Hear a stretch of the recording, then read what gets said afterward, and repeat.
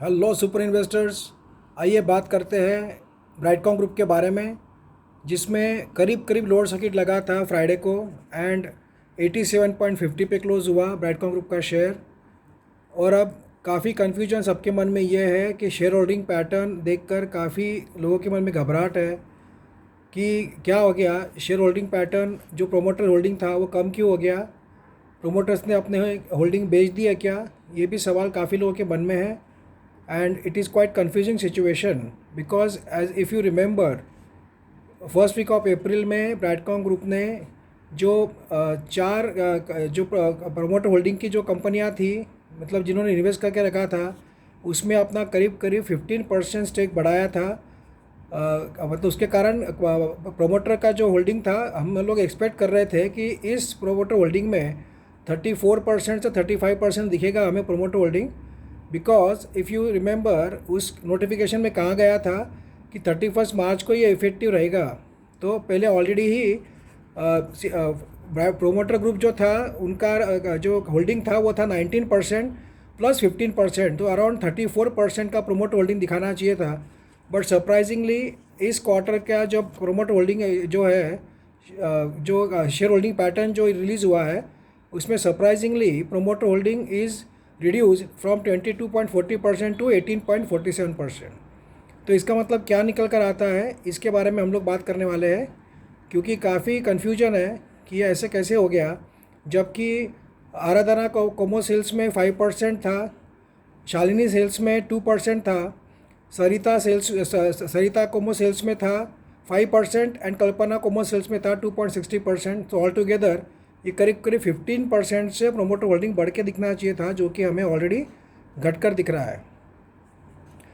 Friends, ये जो situation create हुई है, ये सरप्राइजिंग तो है ही कि प्रोमोटर ने अपना होल्डिंग बेच दिया है। इसका इफ़ेक्ट क्या होगा शेयर के ऊपर, उसके बारे में हम लोग बात करेंगे। और शेयर इसके कारण क्या गिर जाएगा बहुत ज़्यादा, अगला टारगेट क्या रहेगा ब्राइटकॉम ग्रुप के शेयर का, इसके बारे में भी बात करेंगे हम लोग इस वीडियो के अंदर।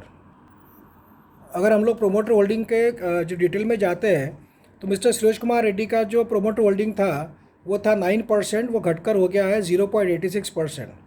तो ये बात तो डेफिनेटली है कि मिस्टर सुरेश कुमार रेड्डी ने अपना स्टेक घटाया है कंपनी के अंदर खुद के नाम पे जो थे। तो इसका मतलब ये निकल कर आता है कि उन्होंने क्या किया, पहले कुछ अपने शेयर्स बेचे, बट उनको ये भी चिंता थी कि अपना प्रोमोटर होल्डिंग अगर घटकर दिखा मार्केट में तो बहुत ज़्यादा पैनिक हो जाएगा। और उन्होंने अगला मतलब अलग तरीका अपनाया अपना प्रोमोटर होल्डिंग बरकरार रखने का। तो उन्होंने जो ब्राइटकॉम ग्रुप में ऑलरेडी इन्वेस्टेड कंपनियां थी या इक्विटी इन्वेस्टर्स थे, जैसे Aradhana como sales, Shalini sales, Sarita como sales and Kalpana como sales, इसके अंदर उन्होंने स्टेक बाय कर लिया, यहाँ से पैसा निकाल कर शेयर्स बेचकर।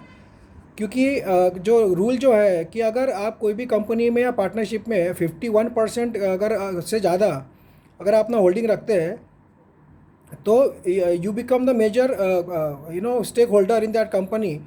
और वो कंपनी जो कंपनी में इन्वेस्ट करती है तो ऑटोमेटिकली उसका प्रोमोटर होल्डिंग में उसका नाम आ जाता है।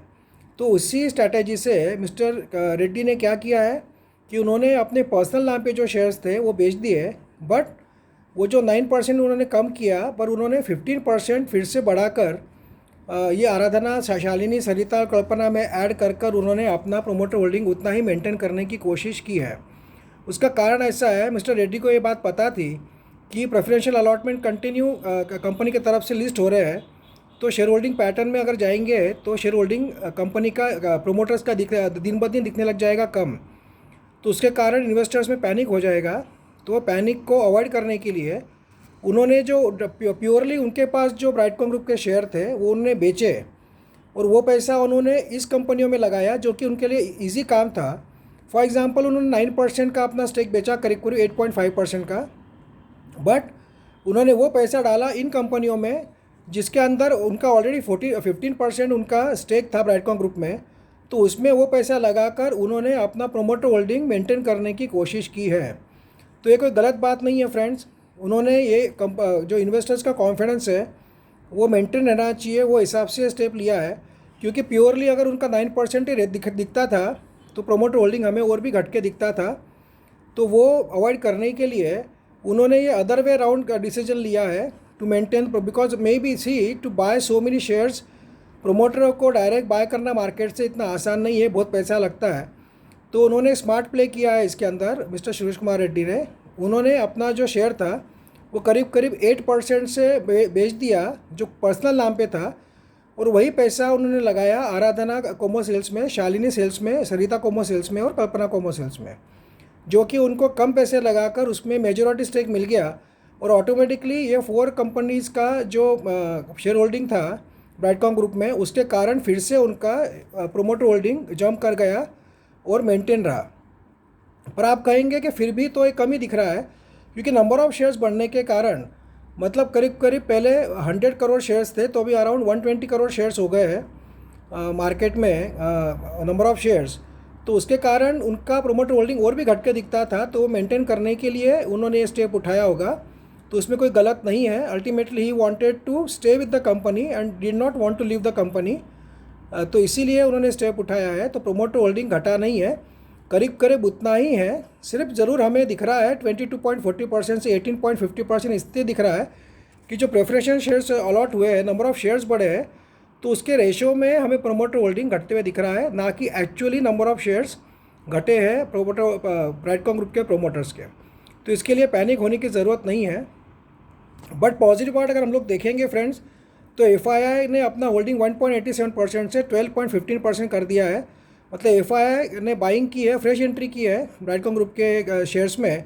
उसके कारण हमें उसके बारे में कॉन्फिडेंट और पॉजिटिव रहना चाहिए। एंड नंबर ऑफ़ एफआईआईज भी बड़े हैं, 64 से 81 हो गए हैं नंबर ऑफ़ एफआईआईज, तो वो भी पॉजिटिव बात है। अब आप सरप्राइजिंगली ये भी सोचेंगे कि डीआईआई में कुछ भी दिखा क्यों नहीं रहा है। उसका कारण ये है फ्रेंड्स, डीआईआई में जैसे मैंने आपको बताया था कि मोतीलाल ओसवाल और आईसीआईसीआई प्रूडेंशियल इन्होंने बाइंग की है, but that buying is very negligible. मतलब नंबर ऑफ़ शेयर्स जो है उनके काफ़ी कम है।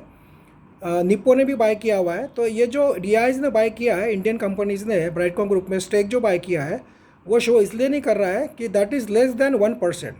तो लेस दैन 1% जब होता है तो उसका शेयर होल्डिंग पैटर्न में दिखाई नहीं देता है, because the number of shares which they are bought is less compared to the bulk buying bought by FIIs, इसीलिए आपको दिख नहीं रहा है। बट डेफिनेटली इसमें ICICI प्रूडेंशियल और निप्पो और इन मोतीलाल ओसवाल का भी स्टेक है, जो कि हमें दिखाई नहीं दे रहा है, because number of shares are very less. But overall ऐसा कोई घबराने की बात नहीं है, प्रोमोटर होल्डिंग घटा नहीं है, मैं आपको ये क्लियर करना चाहता हूँ। बट ओवरऑल अगर आप देखेंगे तो आपको कम दिखाई दे रहा है just because of preferential shares allotment. But mister Suresh Reddy ने अपने इन्वेस्टर्स का कॉन्फिडेंस रिटेन करने के लिए यह स्टेप उठाया है कि डायरेक्ट उनके नाम पे जो शेयर्स थे वो बेच के उन्होंने अदर वे राउंड करके ये जो 4 कंपनियों में बाइंग करके अपना स्टेक बढ़ाकर उन्होंने अपना प्रोमोटर होल्डिंग मेंटेन करने की कोशिश की है। तो इसमें कुछ भी गलत नहीं है। ही जस्ट वांटेड कि investor should not get panic अगर उनका शेयर होल्डिंग पैटर्न कम दिखा तो। ऑल्दो वी वर एक्सपेक्टिंग 34% दिखना चाहिए, but we did not know the behind the curtain जो डेवलपमेंट था, ये हमें देखने को अभी पता चला है। जब तो हम लोग खुश हो रहे थे कि 34% हो गया, इसका मतलब 15% से बढ़ जाएगा प्रोमोटर होल्डिंग, 34% हो जाएगा ऐसा लग रहा था, बट ऐसा नहीं था।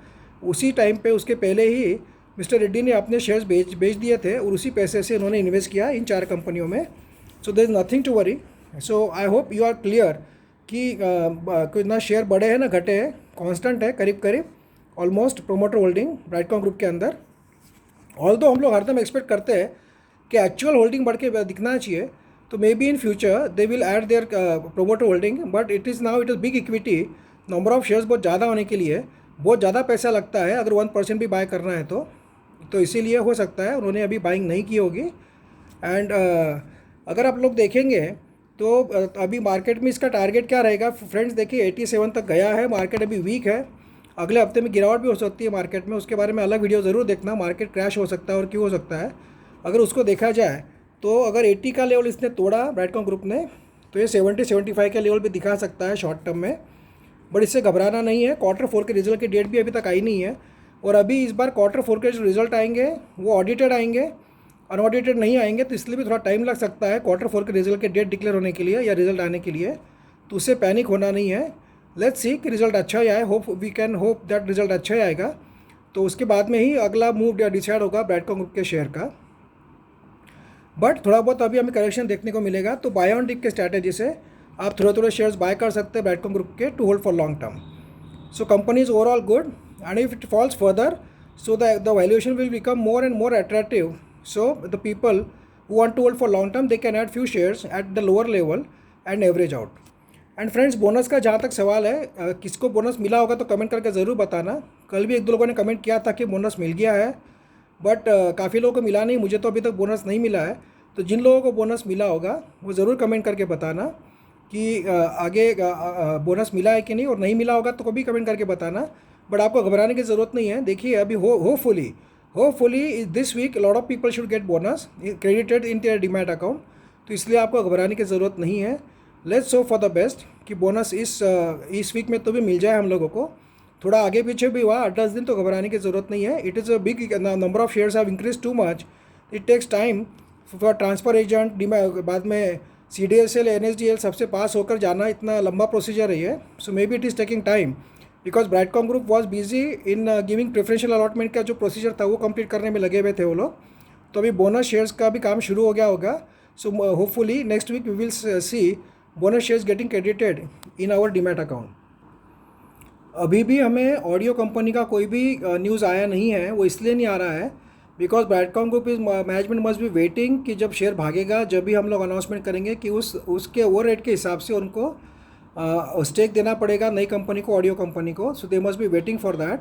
Unfortunately they are trying their best. उन्होंने जब ये न्यूज़ दी थी कि they have increased their stake in Aradhana, Sarita, Kalpana and Shalini, तो बट प्रॉब्लम क्या हो रहा है कि मार्केट ही वीक होने के कारण ओवरऑल शेयर भाग नहीं पा रहा है। And they must be waiting for the right time to declare about the acquisition of audio company which will also we can expect soon. तो ओवरऑल देखा जाए तो और भी न्यूज़ आने की एक्सपेक्टेशन है, तो हम लोगों ने होल्ड करना चाहिए। ओवरऑल शेयर फंडामेंटल साउंड है। और एक पॉजिटिव न्यूज़ ये है कि जो प्लेजिंग है प्रोमोटर्स की वो 10% से घटकर 4.73%, मतलब करीब 5% का प्रोमोटर्स ने अनप्लेजिंग कर दिया है। तो इसीलिए अगर आप लोग देखोगे तो ये भी पॉजिटिव न्यूज़ है ब्रैडकॉम ग्रुप के लिए कि प्लेजिंग दिन ब दिन घट रहा है। Maybe by next quarter we can see the pledging percentage can reach up to 0। तो वो भी काफ़ी, और आपको मैंने कंपनी प्रेजेंटेशन के बारे में भी सेपरेट वीडियो बनाकर बताया है, तो उसमें भी काफ़ी सब ब्राइट ही है, पॉजिटिव है ब्रैडकॉम ग्रुप का फ्यूचर। तो वो हिसाब से आप लॉन्ग टर्म के अगर होल्डिंग शेयर होल्डर्स हो तो होल्ड कर सकते हैं। और अगर आपको डर लग रहा है मार्केट क्रैश होने का, तो थोड़ा बहुत शेयर्स बेच के प्रॉफिट बुकिंग भी कर सकते हैं। So let's see what happens in next week. But as market is weak, and mainly IT sector is performing bad in USA also and overall world also. So that impact we can see on Bradcom Group also for short term. So we may see some fall in Bradcom Group share in coming days. So you need not worry. You can buy on dips for small quantity to hold for long term. Thank you friends. All the best. And please comment and tell what you think about the shareholding pattern, and also bonus shares मिले होंगे तो comment करके ज़रूर बताना। And what you feel what will be the next target for Brightcom group, 70 और 120, that also you can comment. Thank you, have a great week ahead. Thank you.